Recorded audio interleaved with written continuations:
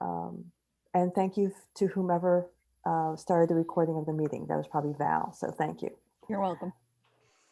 So under consent agenda, we have two things. We do have one board absence that I know of, and that's Etta. We also have the approval of the January 13th minutes.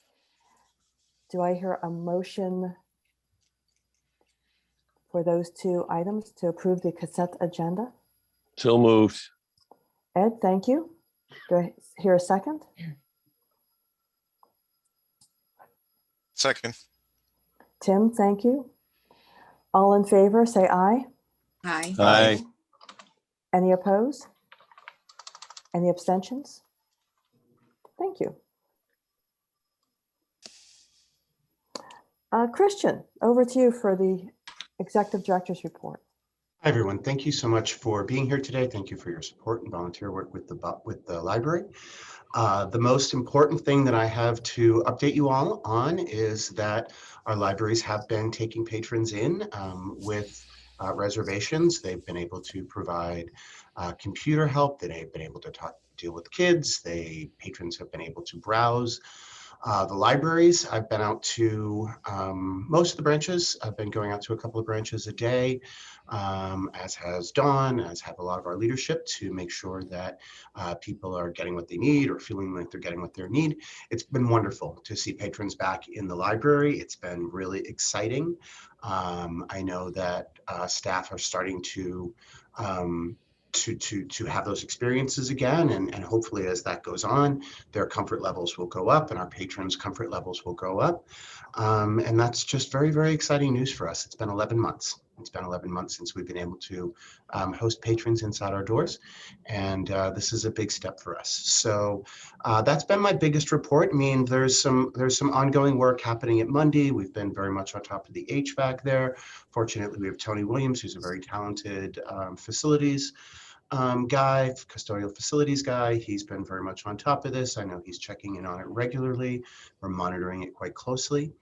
Tony's also been out installing MERV 13s at a lot of our library locations. I think most, if not all of them have that.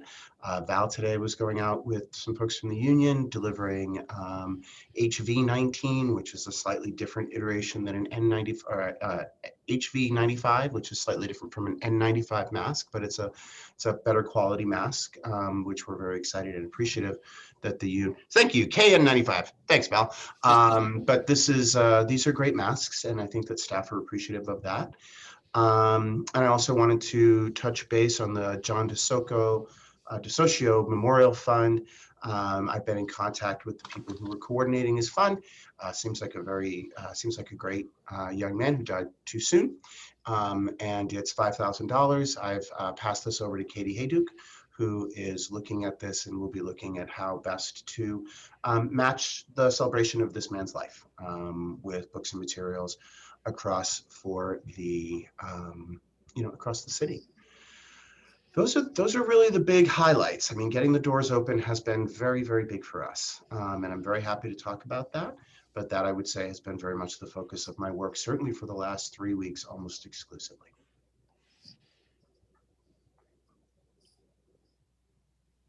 Questions for Christian? Yes. Could you tell us more about John DeSocio? What I know is that he was actually have a lovely letter. He was an amazing man who loved reading more than, and this is from the gentleman who started the fund, who loved reading more than anyone I know. His favorite subjects were history, mythology, and science fiction. He was a young man, seemed very beloved, Navy vet, served on a destroyer, and just really seems like a great guy. So they asked that we focus the collection on history, science fiction. He liked comic books. He loved reading as a child, so he would really love to see some stuff for kids. I mean, about 50 people got together to donate to this. We'll be doing book plates. As we get a little bit closer, we're going to be doing book plates. I have a list of people to write letters to, including his partner, and it's just a lovely tribute coming from Virginia. I mean, it's not even a local thing. But this person spoke so highly of the libraries in Syracuse and so much, and what a difference they made for him, that when he passed quite suddenly, this is how his community chose to celebrate his life. Oh. Yeah, Checking So he was a patron. checking As a child. Facebook, he As a was child. checking Facebook. He died in September in Virginia. He graduated from Cicero North Syracuse High School in 2001. yeah, so young guy, and yeah, spoke very highly of his time in Syracuse, and of the library. I was looking to see if this is actually a follow-up email from him, but yeah, this was a very large part of his life at the Syracuse City Libraries. Graduated in 2001. I wonder if that means he joined the Navy right after 9/11. Sounds like it. Served on a destroyer, so he was a ship-based. He was a ship-based serviceman, and And I would wonder whether he used the suburban libraries if he was in Cicero or North Syracuse. It's a piece of trivia, but which libraries did he really use? But yeah, it's nice. it would be nice to know. It's nice that they're honoring him through the system. Yeah. Yeah. It really is. Wonder if Noble would have a record of him having a card there. I don't know how far back records go like that. Yeah. Anyway, Katie's working on it to develop quite a nice list for him. We'll share some of those titles and certainly make sure that the family sees book plates and photos. And as we start getting closer to doing some purchasing, I'll be following up with some of the principal donors. There's a list of about 5 of them, and I've been in pretty regular contact with a physician friend of Dr. Josh Howell in Norfolk, Virginia. Christian, how did we acknowledge the fund? Well, I mean, this is still quite new, but I was going to send thank you letters, and we were going to do a book plate that would say that it was from this collection. And then we would do photographs. And, I was talking to Kathy about this could be a very nice human interest story. This could be a real feel-good story for the libraries. So I'd like to wait and give Katie a chance to kind of do some purchasing and start to develop a little bit of a collection, and then we'll tie it to that. Thank you. Of course. So how's traffic been at the reopened libraries? Are the appointments booking up? Like, are they selling out or? No, not yet. Not yet. We're doing a soft opening. So we haven't really made a big announcement. There's not, we haven't put up, one of my colleagues, one of our staff was saying that he wanted to get they wanted to get one of those dancing men that they have at the used car lots. And I said, we're really not at that stage yet. You know what I mean? Maybe in a couple of months as people get more comfortable and our systems get a little bit more settled. But it is word of mouth, and word of mouth is traveling. I know that Monday had an appointment at 2:00 today. My guess is that if Monday had an appointment at 2:00 today, that by 3:00 there were probably some more appointments, and that by Friday they'll probably be seeing a number of them. It was really nice. I mean, I as I was out in the branches, I made sure to go out while the doors were open, and it was nice to see staff helping patrons. When I was at White today, I think there were probably about 3 or 4 patrons in there in the time that I was there. Sewell yesterday was very busy. When I got there, there were about 5 adults in 3 different groups who were kind of wandering around and checking out the stacks and using the space. So it's slow and steady wins the race for us. I think that it's really important that right now, we start to get acclimated. Today at Central, there were about 6 people, I think. And as I had conversations with staff, one of the things that a staff member mentioned to me was that as they're doing more of it, it's feeling more comfortable. Our staff are uncomfortable, and I appreciate that. It's a huge change. It's 11 months. It's a very stressful thing. It's a very stressful time. And I really want to acknowledge their hard work against difficult circumstances and really high stress circumstances. I think I'm seeing a lot of courage in the libraries today, and I'm very proud to be part of this organization. But we are, but as Meg mentioned, it's a gentle way to start us up. I really didn't want to do a big press release. Boom, we're back. I don't think that would help our staff very well, and I think it would be too challenging for the spaces. So I think starting with the trickle And then before we know it, it'll be a torrent, and I think we'll be ready for it. Dan? Yeah, I don't think I've seen the registration site to be able to reserve a time. Where does that live? It lives on our webpage. Like on the homepage? Because I'm there right now. I just can't find it immediately. Yeah, I couldn't find it either. Okay. On the homepage, the very first slide is the City Branch Libraries are reopening, blah, Oh, blah, okay. blah. Mhm, You click on the Learn More, that takes you to the Make an Appointment page. got it. And then once things kind of roll out, we're going to make it a more prominent link. I see. Okay. Yeah. Thank you. Yep, and I see there's instructions on how to make an appointment. There's a code of conduct, Got it. what to expect when you arrive. Good stuff. Okay. Does this allow for, I mean, it looks like you could probably pull a report from this to see, how many people are registering per branch. Is that possible? To my understanding, it's a spreadsheet, Sam, so I'm sure we could pull that out. I have not interacted with it a great deal. It's something that Dane's been taking care of for us. He's been running the branch staff through the branch managers through some training on it. But as I understand it from a layman's perspective, my understanding is that it's a pretty straightforward spreadsheet. And my guess would be that we would probably be able to pull that. Yep. Got it. And then, so you'd said slow rollout, which makes sense. Is there a plan for a wider notification for people so that we aren't just relying on word of mouth? Well, I think that, as we said, I think we're going to give it maybe 2 weeks or so. And then I've been talking to Kathy. I'd like to see how staff are doing. And I'd like to see, if we start getting to the point where based on word of mouth, we're hitting capacity, then, making a big show of it may potentially push us over capacity pretty quickly. So I think I'd like to see where we're at. Maybe 2 weeks, we could start talking about it. And of course, a lot of our press stuff goes through county, so we don't really have a lot of control over that per se.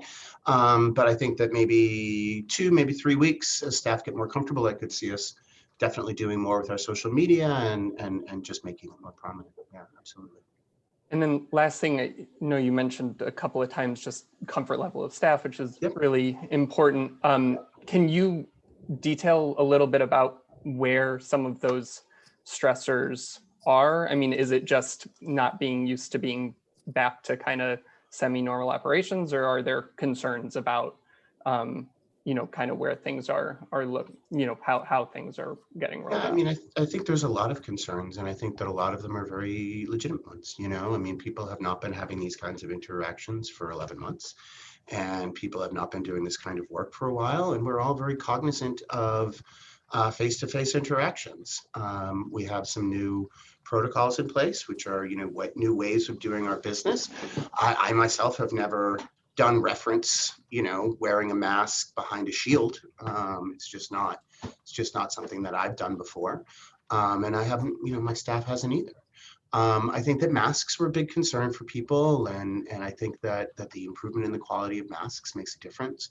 And I think that just the action of turning the switch, was enough to make people very stressed. And I think I want to respect that.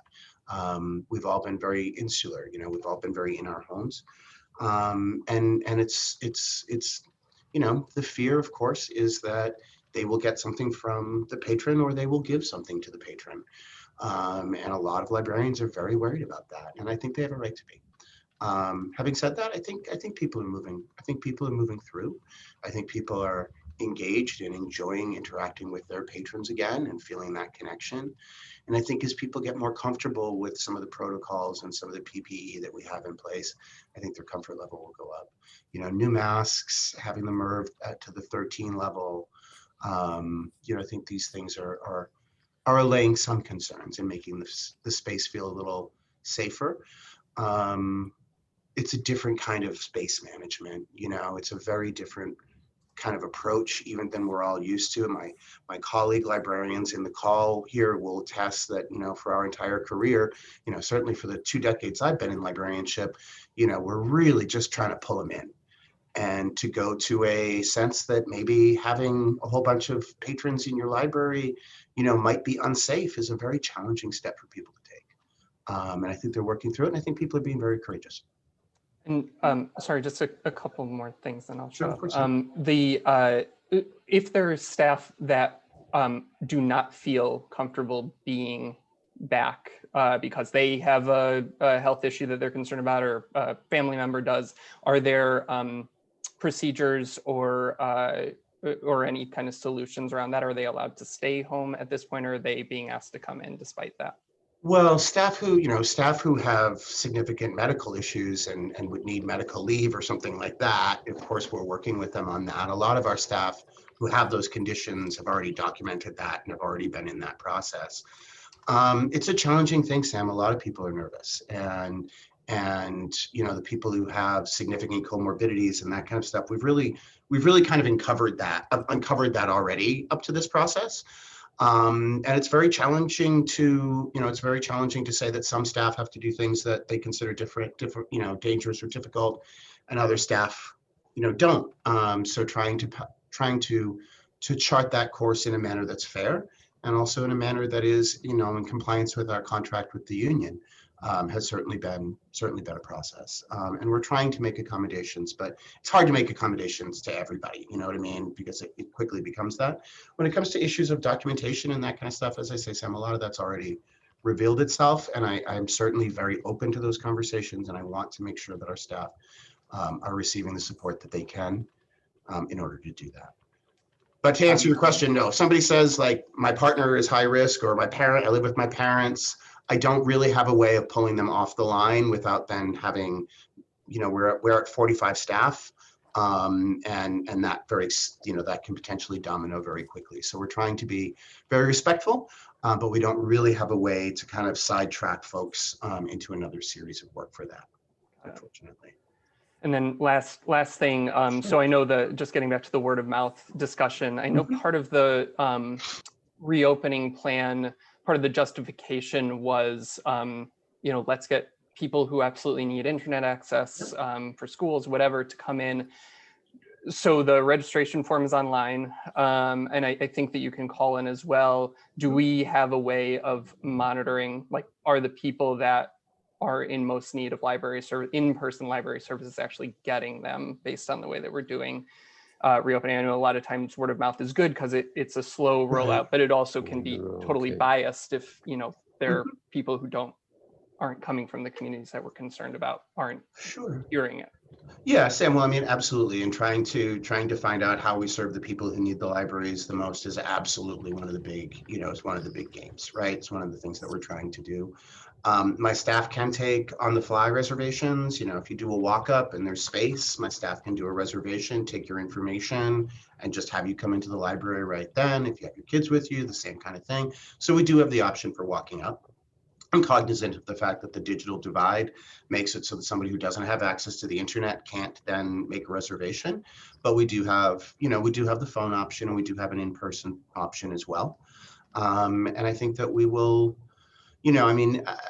is the library full of children studying away at computers? No, and we don't really want that right now. We kind of want people with their kids. We want these things as people get more comfortable. And my hope is that will just continue to expand. But we're working in the communities. Like I say, I was at Beecham today. Beecham was pretty busy. Monday, I'm sure we'll be quite busy very soon. And I'm looking forward to seeing how White performs. White is a really exceptional library. Sorry, I was at White today, and then I was with the Beecham crew yesterday. But White was, White's already starting to hop, which is really exciting. Christian, I have two questions. Thinking about the Memorial Fund, is there an update on purchases honoring Bob Manning? One of our staff has created a list. She's been very involved in the reopening. So I haven't had a check-in with her in the last 2 weeks, but I know that one of our central staff who does some collections has been working on a list for Bob. Yes, ma'am. Okay, thank you. And then one other question. So your report is really about the city libraries. Do you have a report on the suburban libraries? We're in steady contact. We meet once a week. I have an MOU meeting coming up with them. And they wrote a very generous letter to speak to how hard our staff is working. I've been doing a bunch of time down in the sorting room. I'm down there about half an hour a day at this point.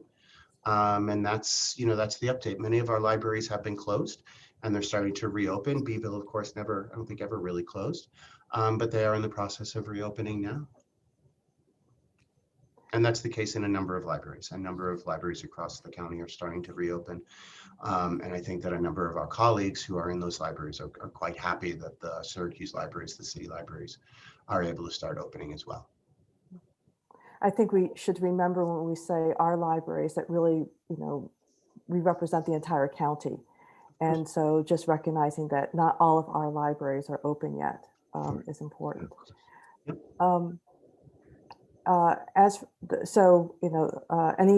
Anything about delivery that we should know? I mean, delivery proceeds pace. Everybody's working quite hard on it. I think, yeah, I don't know that I have a significant update on delivery. Okay. Any other questions? I have one more question, but any other questions about Christian's report? Just one. I saw that at Central only the first floor is open. Is the makerspace open as well? No, it's not. The makerspace is a very high touch, high contact space that usually needs That's what I a thought. certain degree of kind of engagement from staff in maybe a way that's a little bit closer than we're comfortable with. So at this point, we haven't reopened the makerspace, and we haven't been able to reopen the kid zone either. And that's down to staffing. I mean, in our central library, we only have about a half a dozen staff there at this point. So they're working really, really hard to keep the books back up on the shelves. They're working really hard to get the materials out. There's been a lot more study. There's been a lot more interesting study recently about contact and whether or not, contact is a viable mechanism of transfer and these kinds of things. And so people are beginning to look at that a little bit more, and the idea that this is more of an airborne thing. In that context, I think we could start looking at maybe doing some of these things where there are manipulatables or you're using a keyboard or that kind of thing. But it would be hard to use a microphone, for instance. You know what I mean? Like, how do we have a shared microphone? The green spaces in there, the recording studios, are quite small. They do not have individual, ventilation in them. And then the space itself can be fairly small. So yes, I would love to see our makerspace be open again. And I think that would be a really valuable contribution to our community. I would love to do that after we get our staff back, after the furloughed staff have been brought back. I think that would be a great time for us to start looking at that.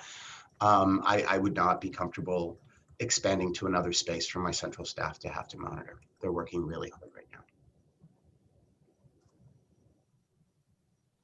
Furloughed staff are still, the plan is still to have them come back at the same time? Absolutely, yeah. We have them on budget. Every conversation I have with county is a clear, that comes up, and I am told that, yes. Remind me of the date. Is that April 1st? Was that when it was, or early April, or was it March? I forgot. Early April, total tail end of March. We'll probably be seeing about mid. Okay. So. Christian, 45 staff members for the city branches and for central services.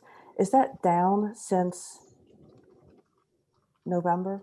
I'm using that as a general rule of thumb. We have had some, we have had individuals on our staff who needed to go on FMLA after that, after that time. And then we also, I'm saying 45 because that's kind of what we have on the ground every day, with one person being out or a kid being out or whatever. And yeah, okay. Kimberly took care of the list. And honestly, it just kind of got moved over to the side. Now that I look at it, I wasn't sure if it was a complete list, but it looks like it is. So I'd be happy to forward that over to you folks if you'd like. I think people would like to see. Sure, of course. We don't want to second guess, but it'd be nice to see the books that Kimberly has selected. My final question, if there aren't any other questions for Christian? Not sure when to ask this, so I'll ask this now. What's the best way for the board to get pre-reads up on the website? I don't understand that question, Joe. So normally, this is kind of it's a process question. So apologies for asking a process question. But normally we have had our pre-reads for the board meeting up on the website. And I'm realizing that they're not necessarily getting there. So just something to think about is how we can ensure that all the pre-reads go up And I on think the website. it seems like probably pushing them through to Val would be the best way. She is our web librarian, and she's the keeper of the website in that particular area of it. Again, to call Val for Val's work. She's been everywhere lately. She's been at all the branches, in all the meetings, working with staff. She's been getting a lot of phone calls, morning, noon, and night. Val's been burning the candle on both ends. So if materials didn't get to her because I didn't send them, then I apologize, but that's not on Val. She's been working incredibly hard and has been a huge part of this whole process. Going forward as a process, it would probably be the easiest thing would be to send it through to Val, and then Val will post them. Okay, thank you. Thank you. I'm assuming no other questions for Christian?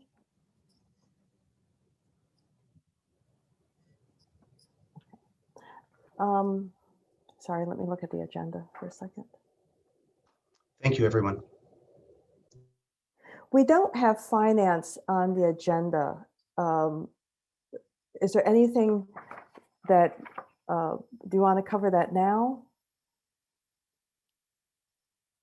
I mean, the only thing to discuss in finance that would be different from what you're seeing and potentially something that's going to be an issue for us later down the line is that we are spending quite heavily in our security budget right now as we are getting the branches reopened. One of the things that we chose to do was, as our patrons are getting accustomed to the new rules of mask wearing, that kind of thing, staff felt like it would be useful for them to have a little bit more support. So we've made sure that we have security on site. Honestly, it's been pretty lowball. We haven't really had any issues that I've seen, but I know that people are feeling better having them there. As a result, we're spending a lot more on security than we typically do. We're also looking to bring in some of the CET folks from Unbelievable, who might be able to help with some of the community engagement stuff, which often will alleviate some of the stress and strain around the security. So, of everything that's in our budget, the only thing that really is an outlier at this point, or is of real significance. For obviously our budget is of significance. The only thing that is being spent in a manner that is not really in line with our typical spending is our security. It's an important decision for now, but our current levels of security, which is a security guard, and then hopefully, well, not hopefully, but soon to be a CET staff member as well, at each location on the days that it's open, at the hours that it's open, it would not be sustainable for a year without making a significant dent or a reallocation for our security funds. But we felt that this was an important step for staff comfort as they reopened. And then hopefully as staff comfort comes up, then maybe some of our security needs will be coming down.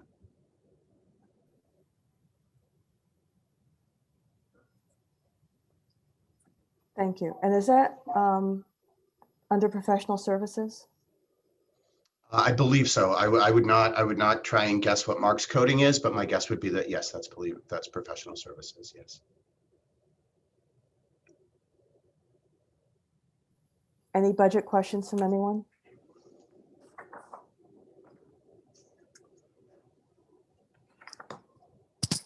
If I could just add really quickly, I think that there's been concern about the request that we had for PPE funding from the board, and that might be indicative of our not budgeting for PPE for our staff. That's not the case. We have money to buy materials as we need them. We have money to buy breath guards, masks. When we, as we were looking at reopening, people were looking for more comfortable face shields and some different options for face shields. So we were able to purchase those. We just got some more breath guards to help allocate some spaces and reallocate some spaces. So we are not lacking in PPE money. We are not shorting our staff or shorting our budget in our PPE money. That wasn't really the purpose of that particular ask, which I'm happy to discuss at a later time. But I did want to just be very clear. We are very comfortable with our budget on our PPE, and we have money for it. We have money allocated to it. Christian, I know that I don't know who from the library actually transmits orders to the people who do the purchasing now, but there are protocol for emergency purchases, and one of them is health and safety, one of the categories. So Mhm. if we should in fact need a different type of PPE Sure. or whatever, Mhm. they need to push that and make sure that they explain that this is, this is health and safety and qualifies as an emergency. Okay, thank you. That's certainly part of the process. There's a lot of emergency health and safety stuff going through the county budget right now. But yeah, absolutely, we can certainly make that, we can certainly make those adjustments on those requests. Of course.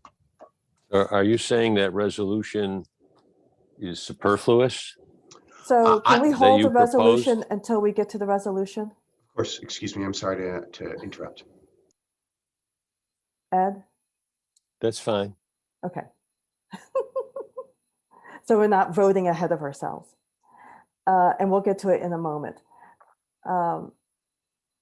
Any other questions for Christian? Budget? No.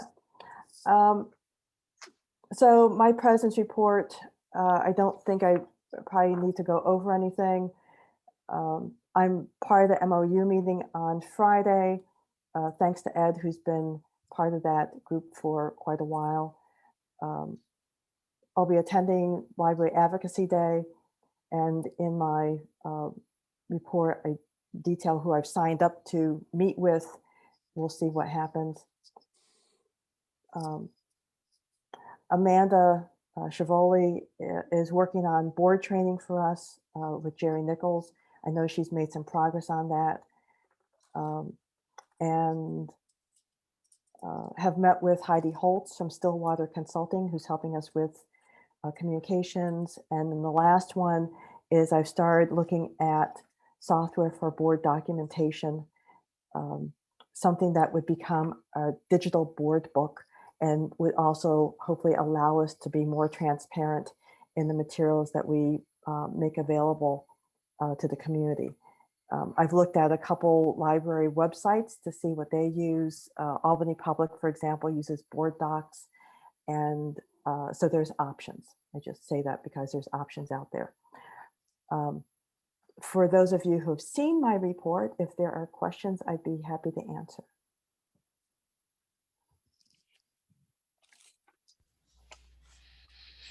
Jill, are we still looking for Jerry Nichols to be the person who does the training?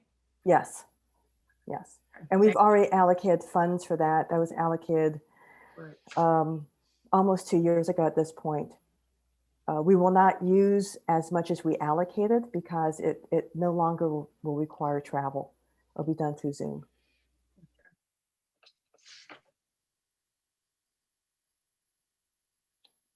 So, Documentation software. sorry, say it. I was just, do you have a time frame in mind for selecting and purchasing the board documentation software? So this is my 2021 goal is to get something. And so I've got names of things, and the next will be to, maybe get some demos or look at them and figure out how to move this forward, because it shouldn't just be me making this decision. But so, this year. Miranda, you asked what they use. They use something called Board Docs, all one word. And you can go to their website and look at it. It's a nice product. Okay, so if we can turn our attention to the resolutions, we have several to look at. Resolution 2101 regards the reopening plan. I'm not sure if this resolution needs to be modified, but if someone would like to move it, I'd appreciate it. So moved. Thank you. I'll second it. Thank you, Ed. Discussion?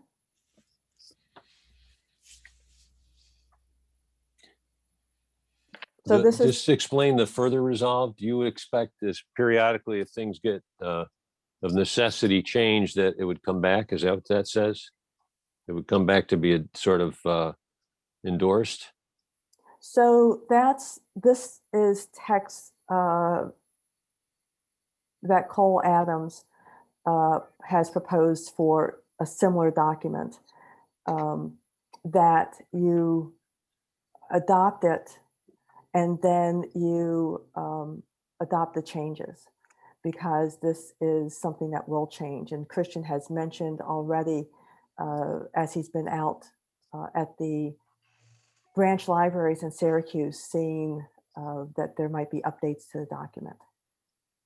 Jill, I'm Christian? sorry, I don't mean to interrupt. I just want to point out that there is actually a built-in revision stage to the document, which is when our furloughed staff has come back, then this document will automatically be completely, well, not completely, but be open to revision. There is actually a revision clause in the document itself.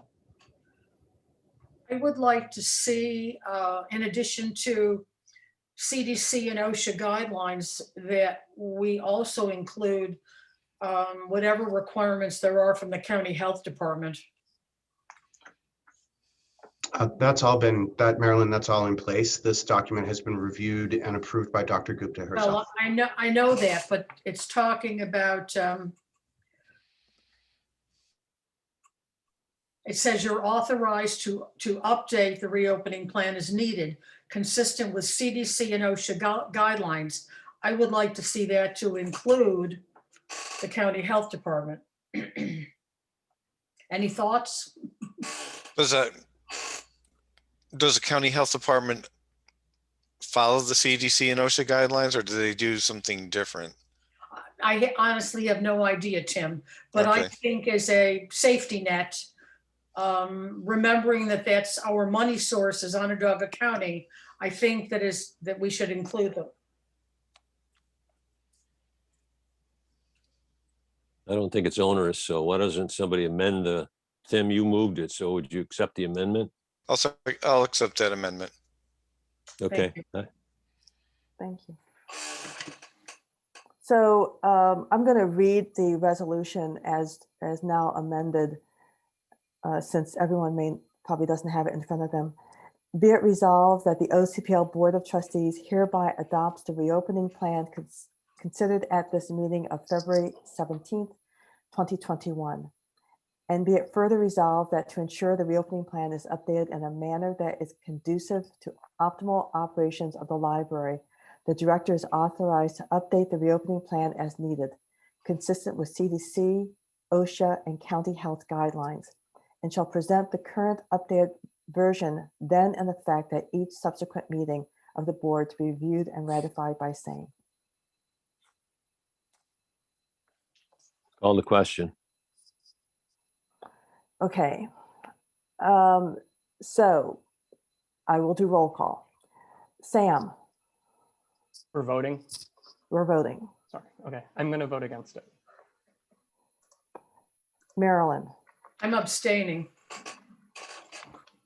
Ed, Since I seconded the motion as amended, I will vote in favor. Tim, Aye. Babette, Sorry, I couldn't unmute myself. Aye. Lenore, Aye. sorry, I'm counting.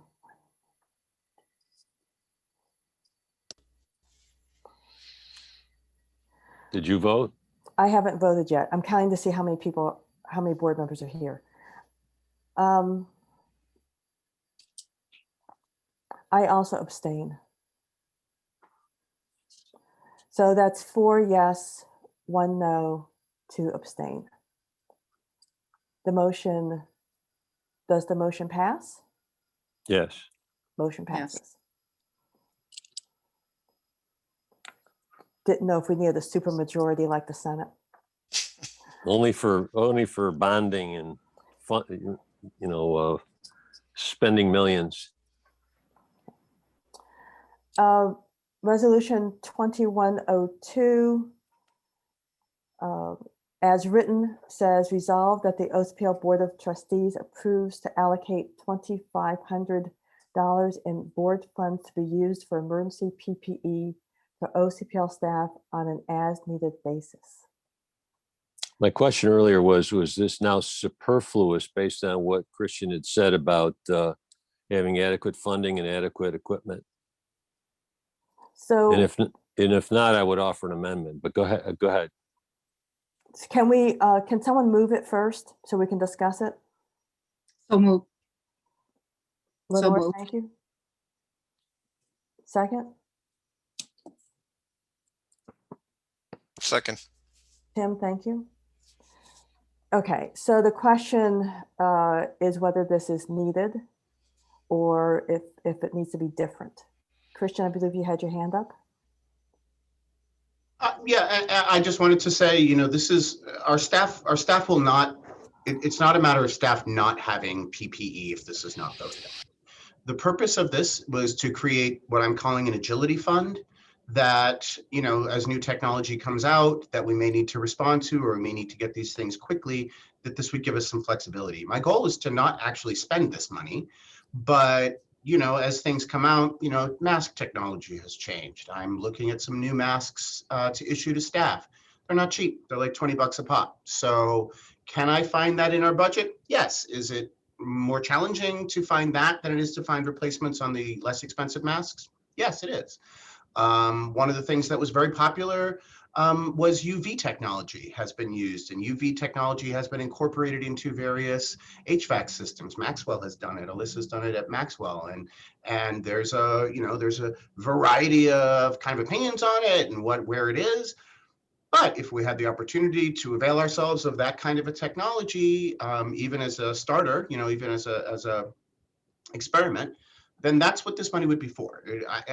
No one is not going to have a face shield because you don't vote for this. But if some new fascinating technology comes out that very quickly gets grabbed up, I just wanted to have a small float of money to, you know, get the well going and jump on it. So it's really just a response fund. It's not intended to. It's not intended to be, it's not intended to replace our efforts and responsibilities for PPE. I have one question that may be a Jill or Christina question, although I don't think Christina's here. And then the second one is a process question, I think. The first one is, how much money is in the board budget or board account right now? And how significant, I don't know how that we significant is disclose that. $2,500? I don't know if we Okay. disclose that in an open meeting. So if someone, it would be nice to know that, and I don't know where to look for that. You would have it. Sam? You would have it in your. You would have it in what Christina submits to you. Okay, I'll look at that. Well, The second- let me offer this. I would support an amendment to this that would go something like this: to authorize the executive committee to allocate up to $2,500 in the event of a health safety emergency requiring immediate purchase of health safety equipment not available through Onondaga County purchasing. But Well,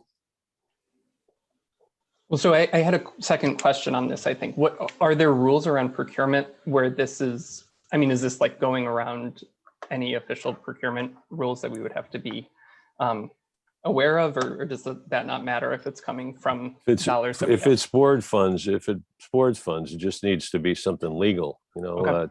It doesn't.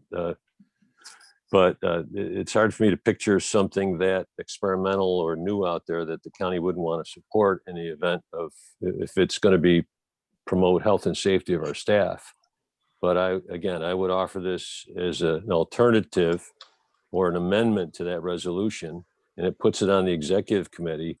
If it's something's brought forward to say, gee, we need this and it's $1,000 and we won't be able to get it unless I can commit today, whatever the reason is, but a legitimate reason beyond that, for why the county can't get it or why the county's not willing to get it. And if the executive committee supports it, I'd be okay with it.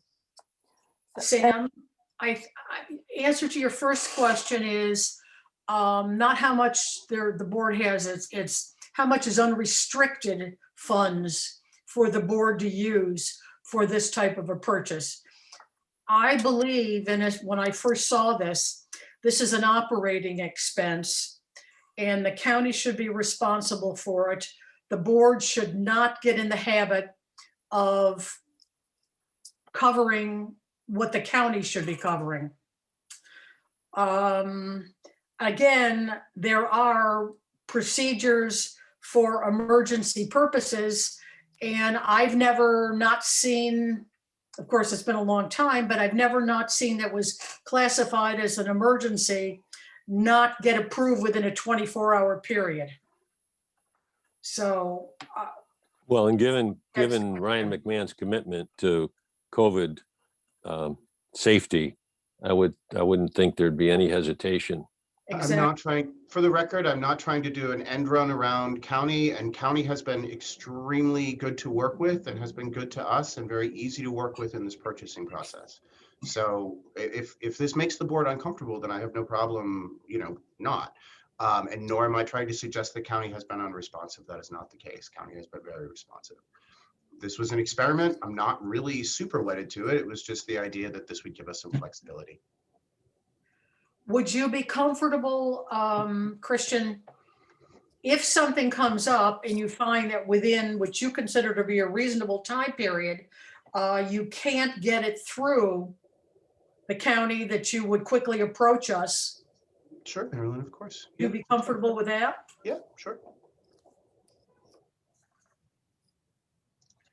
I have a question, Jill. Go ahead. When I attended the Baldwinsville school, or excuse me, the library board meeting the other night, that went on very late, I might add. They have a machine, it's called 360. Christian, do you have that in any of the city libraries? It's a sanitizing machine. This is a machine is this a machine that their custodial unit uses, or? Yes, and it was like $3,000 and they had a donation, and so they bought it with the donation money. To the best of my knowledge, no, but the problem, I don't know if the county has it. I'm not aware of that unit for us. Our custodial and maintenance, while they service us, are actually a separate department, so they are not in my chain of command, as it were.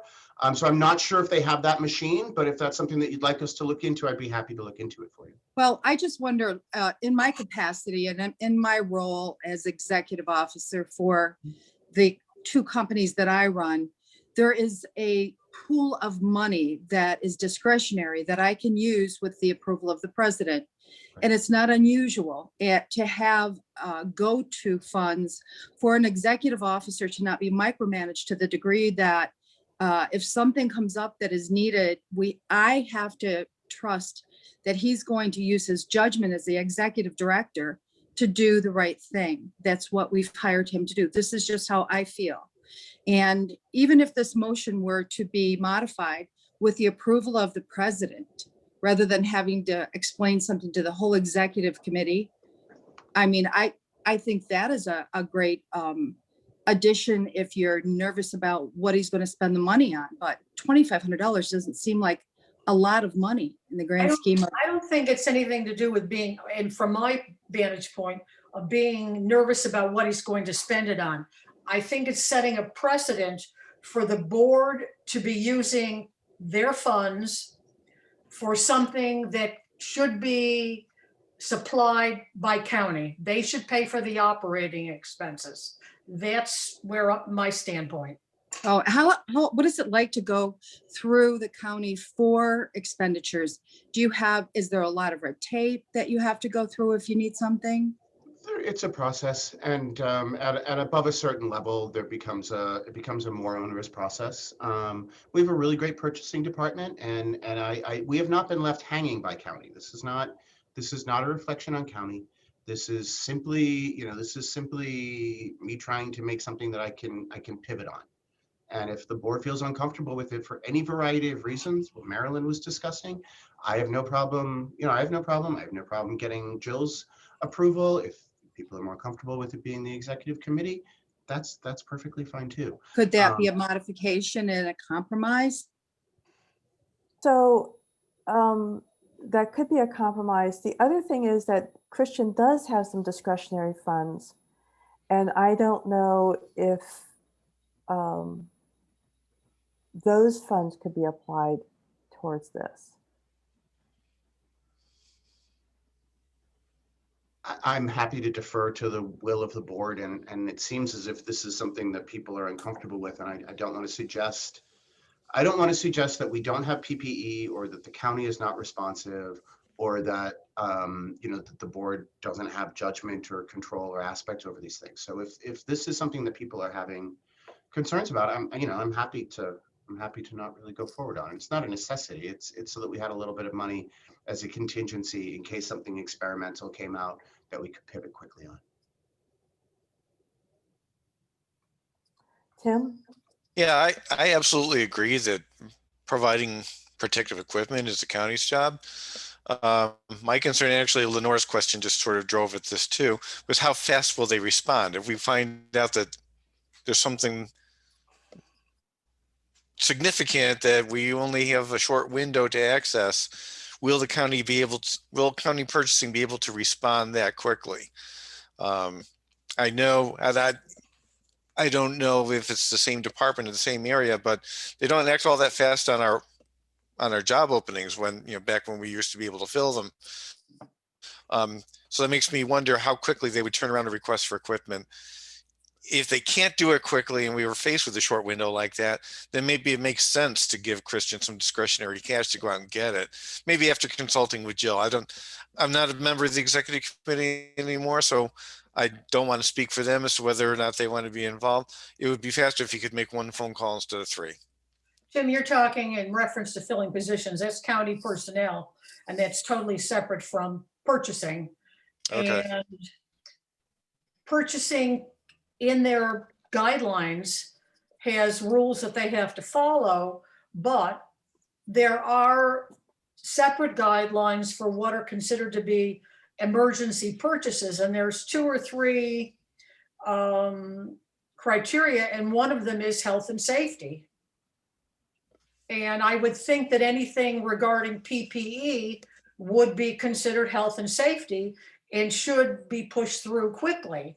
Maybe we could hold it off a month and somebody who handles purchasing could check it out to make sure there wouldn't be any delays. I don't know, but I kind of like Ed's idea too.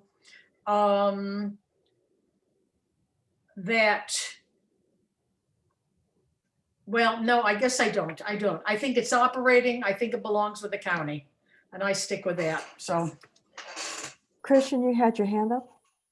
Oh, I just wanted to say that for a lot of baseline PPE, the county, their emergency services workers got ahead of the curve way back when, and have large kind of back orders and kind of stores of a lot of these basic things like gloves, masks, those kinds of things. So on that kind of stuff, it's actually very quick and easy for us to get things from county.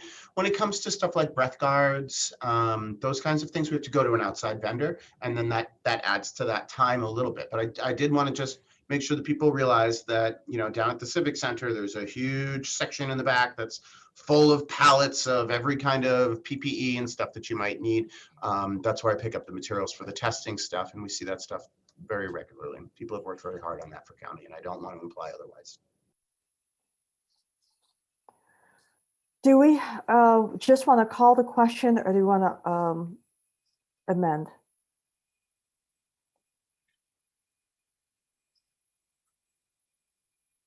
I might move to table.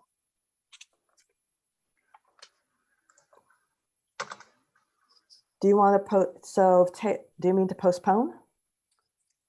Tabling is postponing, yes. Okay. How long do you want to postpone for?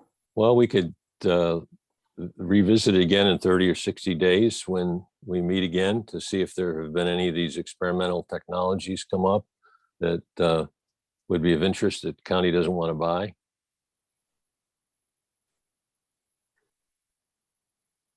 Pick your time frame. Well, I'd say 60 days unless an emergency, unless there's a reason to bring it up sooner because of an emergent condition. Okay. So Ed has moved to postpone for 60 days. Yes.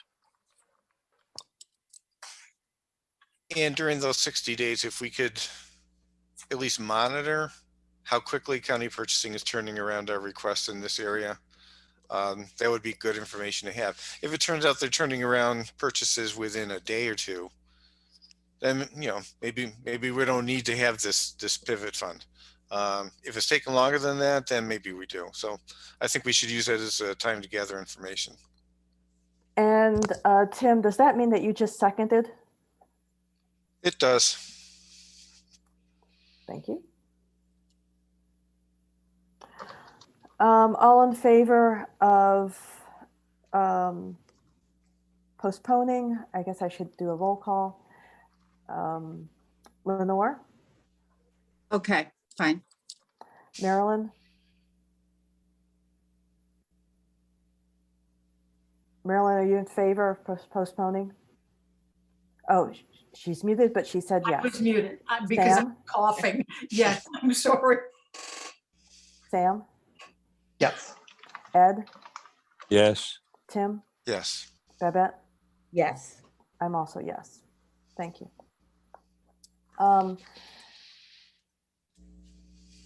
Resolution 2103, resolved that the OCPL Board of Trustees approves up to $315 to fund appreciation gifts in the form of snack baskets for each city branch as their doors reopen. So this is for each branch on Friday. So not all the branches, but where the staff is on that Friday would receive a snack basket. The baskets that have been scoped out are vegan and gluten-free, since we don't know the health situations of staff.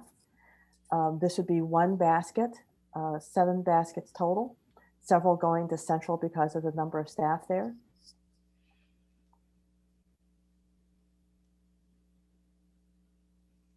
Sorry. Why 300 7? I think it's the four branches on Friday, 1 for admin and 2 for frontline staff at Central. Yeah, that's all of the libraries that are open. One for like admin and support, kind of the second floor folks. And then and then 2 for central staff, including our drivers and the custodial folks who are at Central. And then that would be the one at whichever branch, whichever of the 4 locations are open on that Friday. And 315 is enough. I mean, I don't want you to, scrimp, because I think this is a good use of our money. It depends. We bring in for So- peanut M&M. Yeah. That was a joke. So is that- M&Ms are is this not 20 vegan. Is this $2,205 or $315? 315. Resolution 21. So $315 is going to cover 7 branches? That's what I'm asking. Yes. Hmm. I have a question. So More- I'm just trying to learn. So he has to come to you for $315. That can't come out of his slush fund? It seems like a small amount of money to take up a bunch of time at a board meeting. I just don't get that. So it could come out of it. It likely could. By the way, is someone moving this so we can discuss it? So moved. Tim, Seconded. Ed. Good question, Lenore. I believe that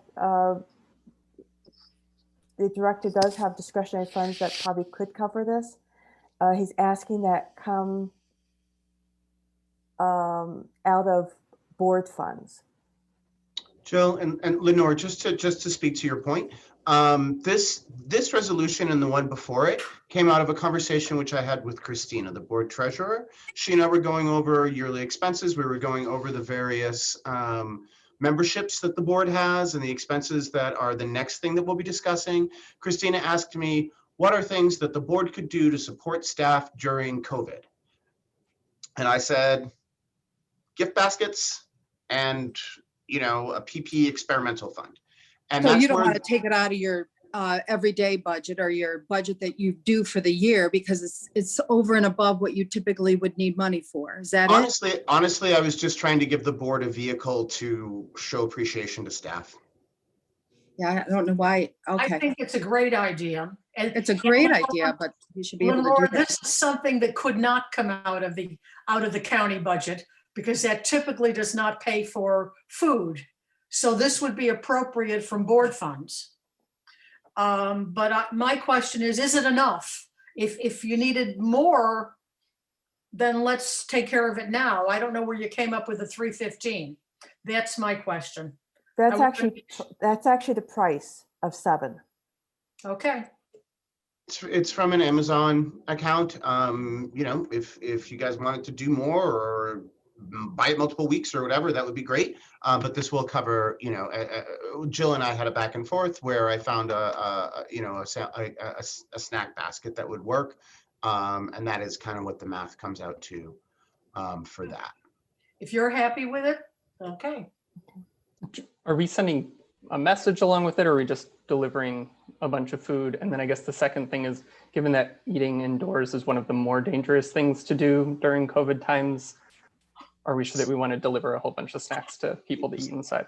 Sam, the reason why we went with the snacks is that you can't do pizza anymore. You can't do donuts anymore. You can't buy people coffee anymore. The idea was that people could have a snack. Maybe they eat it back at their workstation. Maybe they take it outside. Maybe they put it in their bag and enjoy it later. But these were what we came up with. I actually kind of polled some of my friends who work in libraries to see how they're celebrating their staff. And people are doing small gifts and these kinds of things. I know one person's doing flowers. But we felt that, what I was kind of getting was that, pizza, coffee, donuts, a cake, a sheet cake, all the stuff that we used to do to show staff appreciation. You can't do any of that anymore for the reasons that you've spoken of, sir. And just going back to Lenore's question, Lenore, there had been side conversations before this came up among some of the board members about what we could do. And so this is something that people were thinking of. I think it's great. Are we Okay. sending a note with it too, or is it just a basket that gets delivered? I think if they're delivered off of Amazon, a note could be included. We can discuss that offline. I want to be mindful of the time. Okay. All in favor? So Sam, Yes. Lenore, Aye. Marilyn, Yes, Ed, Aye. Yes, I Tim? mean. Yes. Babette had to drop off. I'm also yes.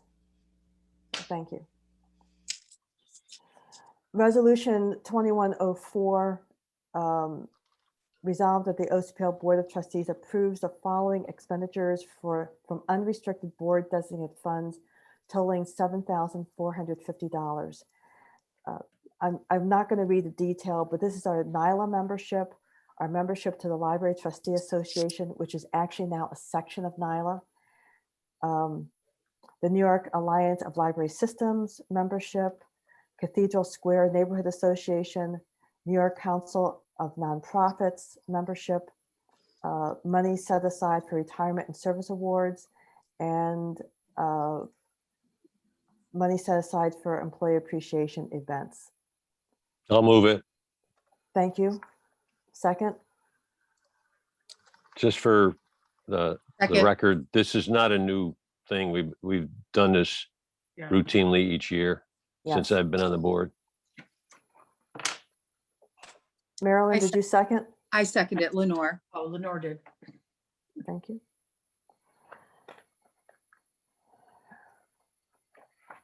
Assuming no discussion, Sam, you vote? Yes. Lenore, Yes. Marilyn, Yes, Ed, Yes. Tim? Yes. I'm also yes.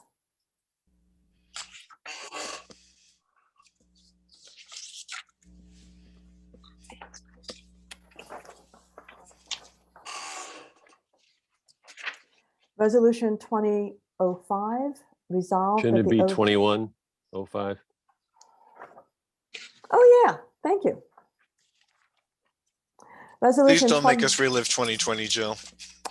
Oh, but we're going to with the next one after this. Resolution 2105, resolved that the Board of OCPL Board of Trustees. I will move it. approves- Thank you.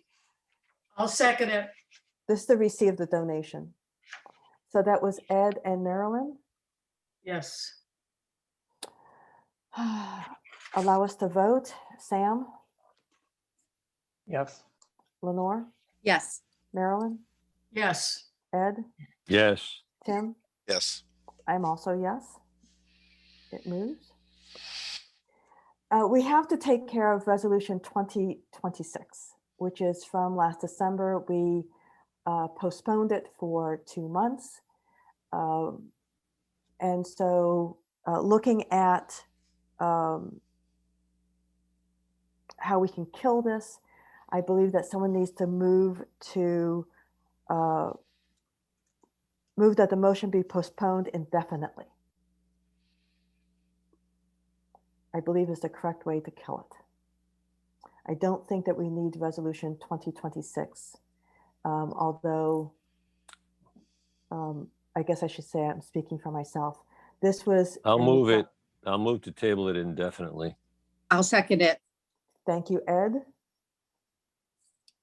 And Lenore.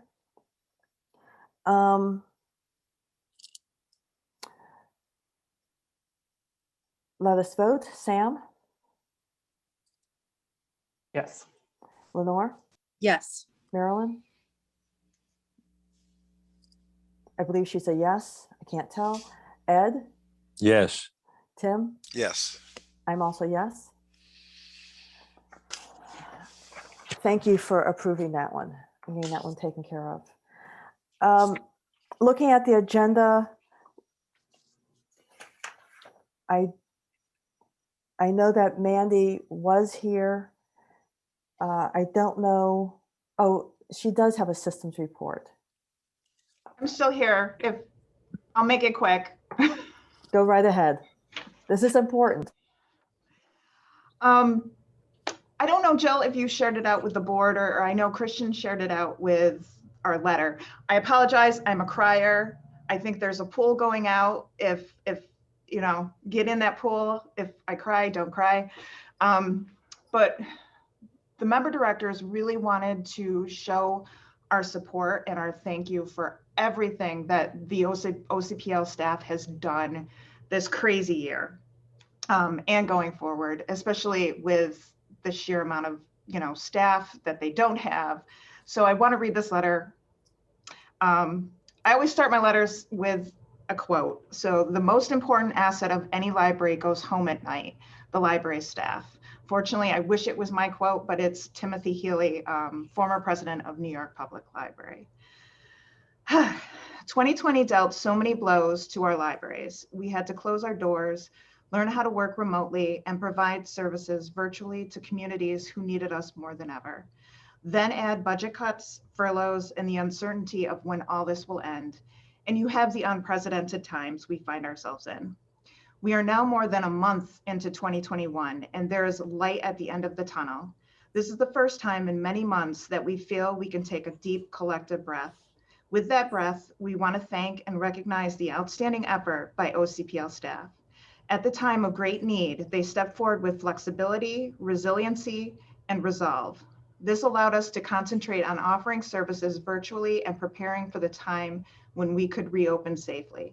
We want to express our heartfelt gratitude to all those who stepped up to the challenge brought on by the pandemic. Thank you for keeping materials moving between our libraries. Thank you for increasing digital access and resources to all of the system. Thank you for taking on duties that were outside of your normal duties, like sorting in 9x4. Thank you for extending digital cards so patrons can access the library from home. Thank you for your responsiveness to our questions and keeping us informed of changes in service. Words like hardworking, tenacious, and tireless come to mind.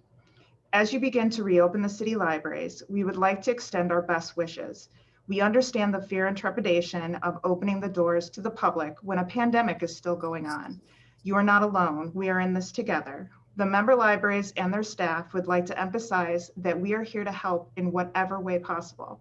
While we can only imagine the monetary, personnel, and time constraints you are facing, as well as trying to maintain personal mental health, please know that we are here to support your services just as much as you support ours. Everyone at OCPL has had to wear multiple hats in order to keep the system functioning as best as possible. We see and appreciate the action staff has undertaken. This is the Suburban Library Directors. We all had a hand in writing this. So I just want to just say thank you. And I mean, it's the least we can do. So. Here, here. Amanda, thank you for the letter. Could we get a copy? I think it would be useful when we do some of our lobbying efforts for the county legislature. I just sent it to all the board members. Yeah. Aha, thank Oh, you. Jill wanted you guys to be surprised. Thank you, guys. I'm sorry to make it a little bit later than usual, but No, no, that's all I have. It was worth listening to. Thank you. You're welcome. Looking at the agenda, I know that the MOU committee's meeting on Friday, so assume that there's no report. Kim is not here for the focal, to give a focal report. Next Tuesday night is the next virtual author. In terms of board committee reports, Tim, can we assume that we can read the report and not? I'd be happy to let everybody assume that, yeah. Okay. There are no other board committee reports. Babette had to leave early. So I don't know. I know that there was questions about perhaps a executive session.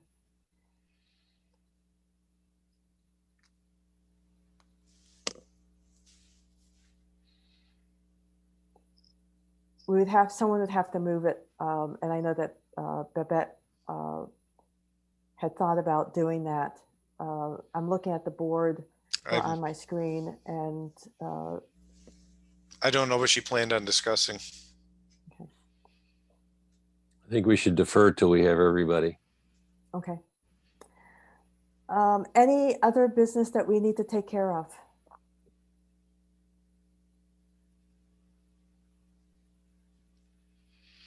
Jill, I move that we adjourn. I'll second it. Thank you. It has been the Tim and Ed show all day long. We'll be playing here all week. All in favor? Aye. Aye. Aye. It is 5:15 and we stand adjourned. Thank you. Great Thanks, job, everybody. Jill. Everyone, Thank And you. Christian. thank you. Thank Thanks you. very much, everyone.